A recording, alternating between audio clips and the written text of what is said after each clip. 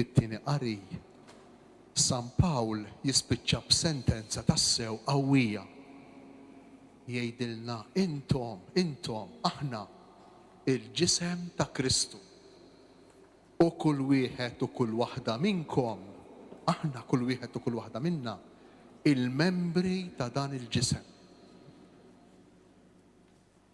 Kemm qawwija din l-espressjoni, aħna Ġesu Kristu. Fil-fatt illum qed niċċelebraw il-konverżjoni ta' San Pawl ukoll 25 ta' Jannar. Jekk tiftakru meta Ġesu ikellem lil Sawlu fit-triq ta' Damasku, ma jgħidlux għalfejn qiegħed tippersegwita lill-insara, imma x'jgħidlu? Sawlu, għalfejn qiegħed tippersegwitani?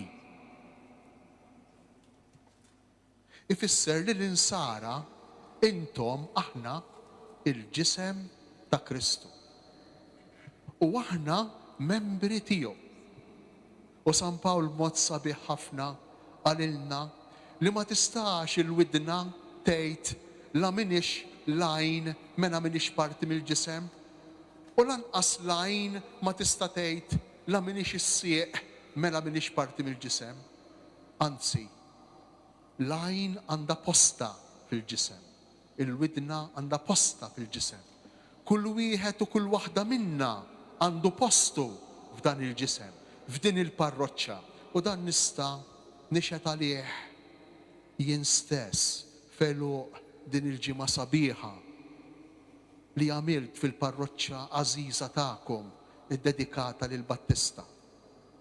Nista' ngħid illi rajt id-diversi karizmi jaħdmu flimkien f'din il-Knisja, l-arċipriet, is-saċerdoti u ħafna lajċi impenjati. Kull wieħed u kull waħda skont il-karizma, skont id-don u s-sejħa tiegħu. Il-katekisti, il-membri tal-aqdiet, l-animaturi taż-żgħar, tal-adolescenti, taż-żgħażagħ, tal-arajjes, dawk illi jieħdu ħsieb l-aqdiet, liġi, nazzjoni kattolika, dawk illi saħansitra jieħdu ħsieb l-istruttura, il-bini, il-proġetti, il-ħtieġa tar-restawr, il-ħtieġa tat-tranġar ta' bini fil-parroċċa tagħkom. Dawn huma d-diversi organi li minnhom jitkellem San Pawl u dan hu l-ġisem ta' Kristu fix-xewkija. Dan hu l-ġisem ta' Kristu illi bħala protettur għandu il-ħabib tal-aros, hekk isejjaħ lilu nnifsu Ġwanni. Il-ħabib tal-aros, għandkom ħabib. U mhux biss intom għandkom ħabib, imma wkoll għandu l-ħbieb li huma intom, Ġesu Kristu. Iħobbkom daqs li kieku kontu Ġesu Kristu. Kemm sabiħa din il-verità, dan id-dawl li jiġi mill-kelma talla. Dan il-ġisem jista' jgħix, jista' jżomm ħaj, jista' jara, jista' jimxi jekk għandu direzzjoni, jekk għandu il-kelma talla li tiggwidah, il-kelma talla li ddawlu. Llum qegħdin niċċelebraw jum il-kelma talla. Il-kelma talla hi waħda mill-iktar sustanzi neċessarji biex il-ġisem ta' Kristu, biex il-parroċċa, biex il-komunità li temmen, biex il-gruppi kollha kemm huma ikunu jistgħu jgħixu, ikunu jistgħu ikunu f'saħħithom fir-realtà tagħhom. Qalilna l-ewwel qari sabiħ immens bil-ktieb ta' Neħemija. Meta l-poplu sema l-kelma bil-wieqfa, niżel għall-kubtejh u beda jibki. Għaliex? Għax din il-kelma meta taqraha u meta tismaħħa sewwa u meta tħallija tidħol f'moħħok u f'qalbek, tinduna li qed taqrak. Tinduna li din il-kelma qed tgħidlek min int. Din il-kelma qed tgħidlek li inta min iħobbok. Din il-kelma qed tgħidlek min int fajnejn min għamlek, fajnejn Alla. U bir-raġun allura dan il-poplu li huwa aħna kull meta nisimgħuha din il-kelma u nħalluha verament tinfet il-persuna tagħna, verament anqalna minn ġewwa. Ma tħallinix qiegħda, ma tħallinix reqdejn din il-kelma. Hekk għamlet il-kelma li l-poplu ludi sema wara li ġie lura mill-eżilju. Ir-rakkont tal-ewwel qari ġara propju fi żmien meta l-poplu rritorna fis-sena 400 qabel Kristu, jirritorna lura lejn l-art imwiegħda mill-eżilju ta' Babilonja. U fost it-tifrejk u fost it-tkissejr li kien hemm fit-Tempju ta' Ġerusalem, Neħemija il-gvernatur isib il-ktieb tad-Deuteronomju. Isib dan il-ktieb imkasbar, dan il-ktieb kważi mqatta, mormi, għax hekk kien jaf jagħmel l-għadu meta ħa irriedni fuq il-belt ta' Ġerusalem. U l-profeta Neħemija, meta għamel din l-iskoperta, meta sab dan il-ktieb, il-kelma tal-Alla ġabar il-poplu kollu. Għax din il-kelma kien ta' min jerġa' jismaħħa. U fi pjazza kbira quddiem il-bieb tal-ilma jgħidilna Neħemija nnifsu, il-poplu nġabar biex jisma' din il-kelma mill-ġdejt.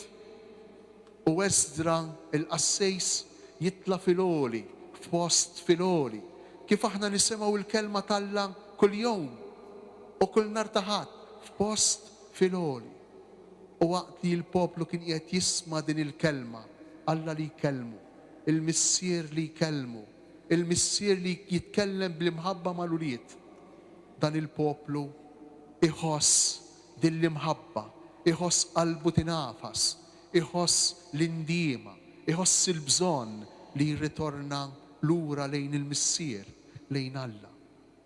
Kemm hu sabiħ is-smieħ tal-kelma tal-Alla.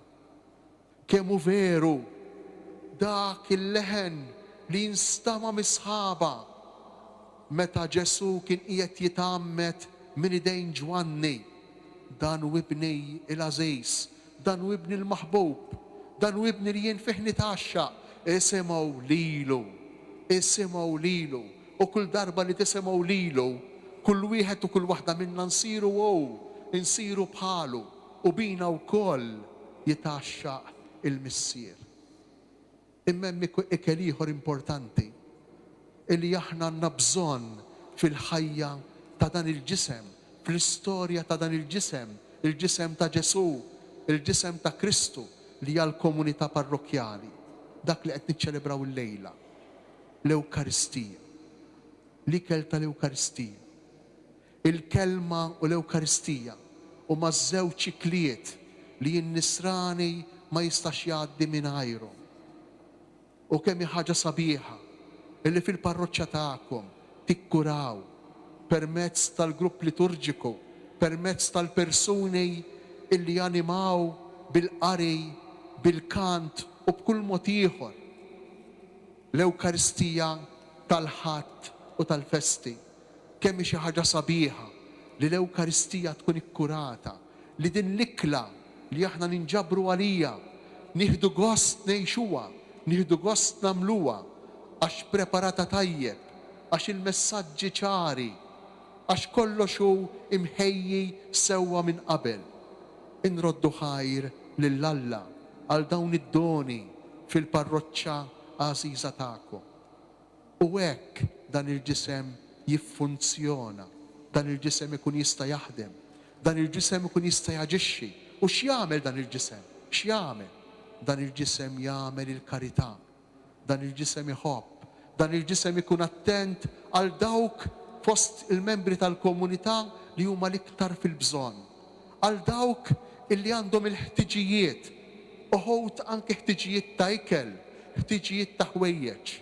Dan hu il-ġisem ta' Kristu, il-ġisem ta' Kristu li fuq kollox u attent għall-ifqar fost il-fqar. Jien ma nafx jekk indunajtux b'sentenza sabiħa li qal San Pawl fit-tieni qari.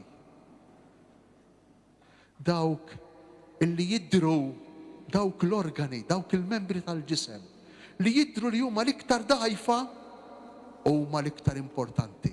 Kemm hi sabiħa din il-verità. Min huma l-iktar membri importanti tal-ġisem ta' Kristu?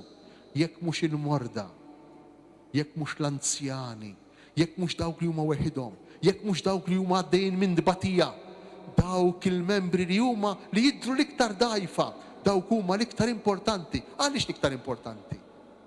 U t-talb tagħhom li jżomm il-ġisem ta' Kristu ħaj hija d-dbatija tagħhom, huma s-sakrifiċċji tagħhom, hija l-aċċettazzjoni tas-salib tagħhom, huma dawk li jżommu l-parroċċa ħajja, li jżommu l-ġisem ta' Kristu ħaj. Intom il-ġisem ta' Kristu u kull membru, kull wieħed u kull waħda minnkom membru ta' dan il-ġisem. Ejjew nroddu ħaj lil mulej il-lejla, ejjew nirringrazzjaw ta' dawn id-doni kbar li qed jagħmel magħna u ejjew nitolbuh. Ejjew nitolbuh biex ma nħalluhx jgħaddej mill-ħajja tagħna mingħajr ma nindunaw. Biex niftħu qalbna beraħ, niftħu moħħna beraħ, nagħtu mill-ħin tagħna lih, nagħtu mill-enerġija tagħna lih, nagħtu minn dak li nistgħu għalih. Għax hekk verament il-ħajja tagħna fuq din l-art tkun ħajja li tiswa, tkun ħajja illi ma tinħelix, tkun ħajja li timlina, timla lil kull wieħed u lil kull waħda minna b'sodisfazzjon spiritwali. Fl-aħħar mill-aħħar kollox jgħaddi li jibqa' biss u kemm inħobbu lil xulxejn, li jibqa' biss u kemm inħobbu lil Alla. Il-mulejja tina, il-mulejja tikom li dan il-ġisem iżommu ħaj, dan il-ġisem ta' Kristu li huwa intom ikompli jitqawwa u jissaħħa u jkompli ikun dejjem iktar attent għal dawk il-membri li jidhru li huma l-iktar dgħajfejn fil-parroċċa tagħkom.